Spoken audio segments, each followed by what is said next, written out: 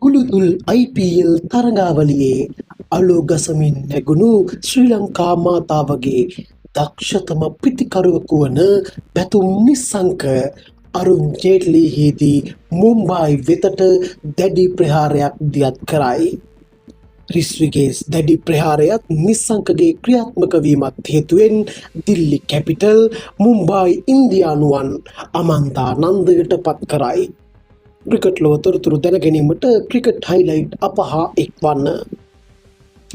තරග 70කින් සමන්විත මෙවර IPL තරගාවලියේ 8 වෙනි තරගයේ ලෙස දිල්ලි කැපිටල් සහ මුම්බයි ඉන්දියන් අතර තරගය අද අරුන් ජේට්ලිහි ජාත්‍යන්තර ක්‍රිකට් ක්‍රීඩාංගණයේදී පැවැත්වුණා. කාසියේ වාසිය දිනා ප්‍රථමයෙන් පන්දු රැකීම තෝරාගත් දිල්ලි නායකයා කඩුළු 6කට ලකුණු 162කට මුම්බායි පිළ නවතා ගැනීමට සමත් වුණා. මුම්බායි වෙනුවෙන් වැඩිම ලකුණු රැස් කරේ සූර්ය කුමාර යාදව්. ඒ ලකුණු 50ක්. රෝහිත් ශර්මා ලකුණු 35යි.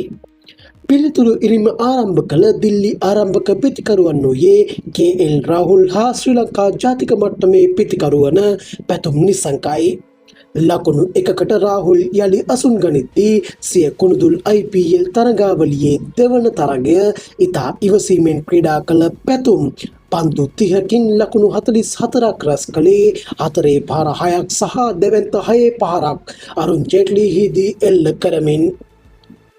පැතුම් හා එක්වූ රිස්වී පන්දු 51කින් වේගවත් ලකුණු 90ක් රැස් කරමින් දිල්ලි ඉනිම ජයග්‍රහණය පේනමානයට රැගෙන යාමට සමත් වුණා. ඒ පන්දු වාර 18යි පන්දු 1ක් අවසානයේ කඩලු 4ක් පමණක් දැවී සිය ඉලක්කය පසු කරමින් මෙම තරගය ජය ගැනීමට දිල්ලියට ඉඩ හසරැවෙන් කරමින්